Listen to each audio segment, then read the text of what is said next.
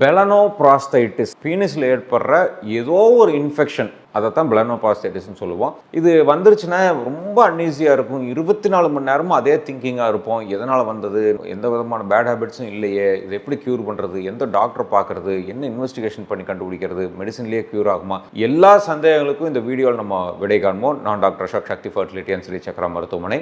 இந்த வீடியோ பதிவு உங்களுக்கு பயனுள்ளதாக இருந்ததுன்னா என்னுடைய யூடியூப்பில் பிணைல் அல்சர்ஸுங்கிற பிளேலிஸ்ட்டில் போய் கம்ப்ளீட்டாக அதை பற்றி பார்த்து நிறைய தெரிஞ்சுக்கோங்க.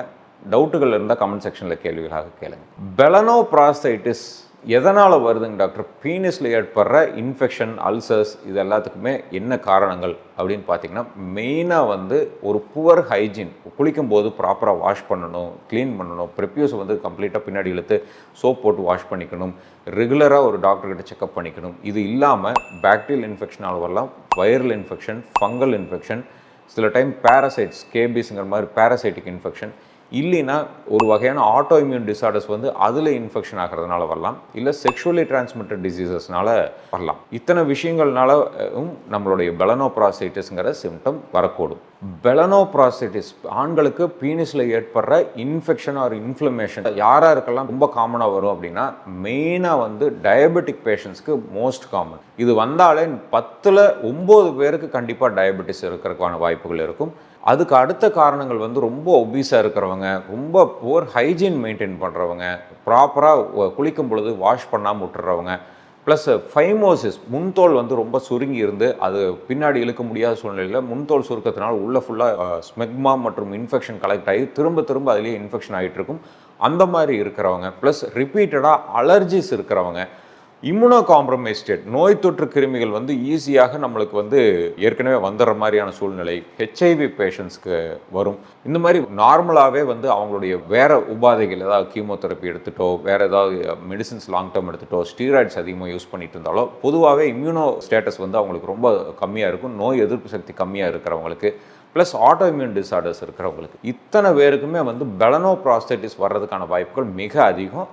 இது வராமல் எல்லாருமே தவிர்த்துக்கிறது ரொம்ப ரொம்ப முக்கியமான விஷயம். பெலனோபிராஸ்தைட்டிஸ்க்கு பீனிஸில் ஏற்படுற இன்ஃபெக்ஷன், இன்ஃப்ளமேஷன், இது எல்லாத்துக்குமே காமனஸ்டான அறிகுறிகள் என்னவாக இருக்கும் அப்படின்னா, பொதுவாக அந்த பீனிஸோட டிப்பில் ஒரு வீக்கங்கள் ஃபஸ்ட்டு ஏற்படும்.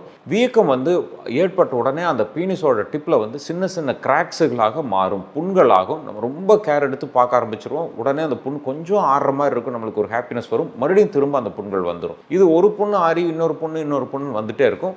முன்தோல் ரொம்ப வீங்கி பின்னாடி இழுக்க முடியாத ஒரு சூழ்நிலைக்கு போகிறதுனால திரும்ப அந்த இடத்துல இன்ஃபெக்ஷன் ஆகி உள்ளே க்ளீன் பண்ணாமல் அழுக்குகள் சேர்ந்ததுனால மறுபடியும் அது பஸ்ஸாக மாறிடும். ஸோ பெயின், பஸ் டிஸ்சார்ஜ், இது எல்லாமே இருக்க அடுத்த ஸ்டேஜில் ஒரு ஃபவுல் ஸ்மெல்லிங் டிஸ்சார்ஜாக மாறிடும். அந்த ஒரு சீல் வடிஞ்சிட்டே இருக்குங்க டாக்டர், என்னால் க்ளீன் பண்ண முடியலன்னு நிறைய பேர் வருவாங்க. ஸோ இந்த ஸ்டேஜையும் கிராஸ் ஆகும்பொழுது சுற்றி டோட்டல் பீனிஸே வீங்க ஆரம்பிச்சிடும், எடிமேட்டஸ் பீனிஸாக மாறிடும்.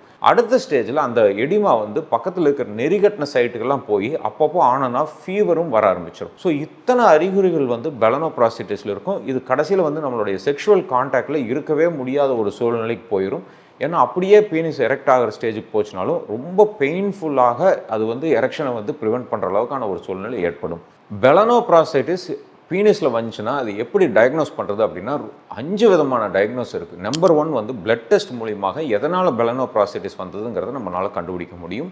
அடுத்தது யூரின் டெஸ்ட் பண்ணி அதில் ஏதாவது இன்ஃபெக்ஷன் இருக்கா, டயபெட்டிக் இருக்கா, எல்லாமே அதில் யூரினில் நிறைய விஷயங்கள் நம்ம சேகரிக்க முடியும். 3வது பஸ் டிஸ்சார்ஜ் ஆச்சுன்னா அந்த டிஸ்சார்ஜ் எடுத்து கல்ச்சருக்கு அனுப்பி அதில் எந்த வகையான இன்ஃபெக்ஷன்லாம் இருக்குங்கிறத கண்டுபிடிக்கணும்.